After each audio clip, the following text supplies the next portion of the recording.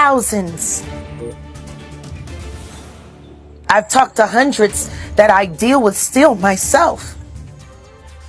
I have 3 victims right now who are willing to give testimony about not only what Mr. Carter has done to them, but his wife as well. They're a nasty little couple. They do nasty things. What do you think happened with Kim Keeping people against their will. Putting people on planes while they're unconscious, just like Aaliyah got on that plane. Unconscious. There's a lot of things that people don't want to talk about. Yes. Listen, like I said, Jay-Z and Beyonce are not here, unfortunately, to respond to that. I know. I'm just being honest with you. Jaguar Wright just dropped a bombshell that has sent shockwaves through the entire music industry. She isn't just pointing fingers, she is naming names, and the streets were completely unprepared for who she just accused of ordering a hit on Diddy inside federal prison walls. If your ears have been glued to the culture. You already know Jaguar Wright has been calling out the real, unfiltered power dynamics inside Jay-Z and Beyonce's marriage for years. She's been screaming at the top of her lungs about how Jay-Z operates not just as a billionaire businessman, an iconic rapper, or a corporate titan, but as the ultimate industry gatekeeper who knows exactly how to control narratives, protect empires, and crush anyone who becomes a threat. Now, Jaguar is taking it to a level nobody expected, explicitly naming the power couple as the force behind the mounting, life-threatening pressure Diddy is facing behind federal bars. To truly understand how we got to this dangerous crossroad, we have to rewind the clock and look at where this relationship began. Diddy and Jay-Z weren't just business associates, they were brothers in the game for over 30 years. They navigated the same exclusive VIP rooms, hosted the same private gatherings, and closed the same million-dollar deals where the real power was exchanged. They moved side by side as the twin pillars of New York hip-hop culture and black moguldom. Diddy himself once revealed in an interview that outside of his own mother, there was only one person in the entire world permitted to call him by his government name, Sean, and that was Jay-Z. They called each other Sean as a badge of ultimate brotherhood, a sign that they were untouchable and bound by an unwritten code. When Bad Boy and Rockefeller overlapped, the industry energy was unstoppable. But the streets have always known a fundamental truth. That level of closeness at the absolute top always comes with dirt. Shared power means shared secrets, and shared secrets mean massive mutual leverage. When two men know where every single body is buried, their bond is ironclad, right up until one of them becomes a liability. The moment one half of the alliance starts facing federal heat and looking like a collapse waiting to happen, the other half doesn't offer a hand to lift them up. They move ruthlessly to cut the string before the whole house of cards tumbles down. That is the exact energy Jaguar Wright is bringing to the table right now. She's stating outright that the physical threats on Diddy's life inside federal custody were directly ordered. And the name she keeps circling back to sits right at the apex of pop royalty, Jay-Z and Beyonce. The same power couple that built a multi-billion-dollar empire on pristine image, absolute discretion, and total control now has every reason in the world to ensure Diddy never gets the opportunity to speak freely in front of a federal judge or grand jury. Let's examine the prison timeline, because when you line up the events sequentially, the pattern becomes too sharp to ignore.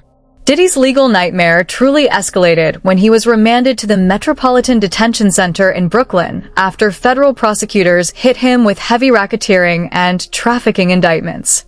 MDC Brooklyn is infamous across the federal correction system for being a brutal, chaotic, and dangerous facility. It features thick concrete walls, fluorescent lights that never shut off, and an atmosphere where every echo feels like a threat. High-profile names have passed through those gates before, but none arrived carrying 30 years of industry secrets quite like SeanCombs. Almost immediately after his intake at MDC, reports began circulating that things went sideways fast. Word hit the street that Diddy woke up with a sharp blade held to his throat. And violent warning delivered before authorities could even finalize his housing placement. Former inmates who served time at MDC have openly testified that weapon possession is standard survival protocol inside that building. Celebrity status, bodyguards, and wealth vanish the second the heavy iron doors slide shut. When footage and reports of that initial pressure began leaking, the streets weren't surprised. The environment made it clear Diddy was no longer protected. Recognizing the immense volatility of the situation, prison authorities executed a transfer to Federal Correctional Institution Fort Dix in New Jersey, operating on the theory that a lower security environment might reduce the immediate danger. But that move turned out to be a massive miscalculation. The testing did not stop, it simply changed shape. Inmates at Fort Dix immediately began sizing Diddy up, eager to see if the powerful music executive could actually hold his own without security detail. Diddy had a reputation in the free world for being physically aggressive, yoking people up in clubs, grabbing security guards, and pushing his weight around behind closed doors. That same volatile energy followed him into federal custody. The tension reached its boiling point during a recent confrontation where Diddy reportedly got into a violent physical altercation with another inmate, allegedly choking him out after being provoked on the unit. The aftermath was swift. Facility authorities locked Diddy down in solitary confinement for a minimum 30-day stretch. His legal team did not even bother to dispute the reports, framing the incident off the record as an act of raw self-defense. Whether that fight started as self-defense or an intentional trap, solitary confinement is where he landed, stacked under extreme isolation while his legal team scrambled on the outside. But Jaguar Wright insists none of this chaos was organic. The initial knife to the throat at MDC, the continuous harassment at Fort Dix, and the final physical altercation that put him in the hole were all part of an orchestrated campaign of external pressure. And the figure she explicitly points to as the source of that pressure is Jay-Z. The motivation behind this pressure traces straight back to the unsealed Department of Justice files and historical allegations that have resurfaced amidst Diddy's legal fall. When federal authorities unsealed millions of pages of records tied to long-running federal investigations, including over 2,000 videos and 180,000 images, the public gained unprecedented access to investigative logs, hotline tips, and raw investigative notes. Buried within those unsealed files were national threat operations logs containing allegations against high-profile figures, including explicit mentions of Jay-Z. One unsealed document detailed an FBI tip from a woman alleging that during the mid-1990s, she was taken advantage of at a property she believed was tied to Jeffrey Epstein, specifically claiming Jay-Z was present alongside disgraced Hollywood producer Harvey Weinstein. While legally these entries represent unverified investigative tips rather than criminal convictions, the public court of opinion began connecting the dots immediately. Back in the mid-1990s, Jay-Z was an emerging artist who had just released Reasonable Doubt. How does a rising rapper from Brooklyn find his name logged in federal files alongside the biggest power players in Hollywood and global finance? That question gained even more traction following civil lawsuits filed in late 2024 that attempted to connect Jay-Z and SeanCombs to historical allegations involving private industry gatherings. Even though those specific legal claims were eventually withdrawn or dismissed under heavy legal pushback, the narrative surrounding those private rooms never fully vanished. With Diddy now sitting in federal custody facing potential life behind bars, the primary fear among industry elites is simple.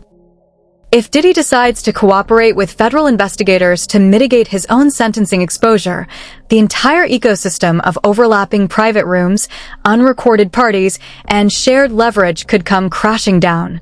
Kanye West has been screaming about this exact dynamic for years.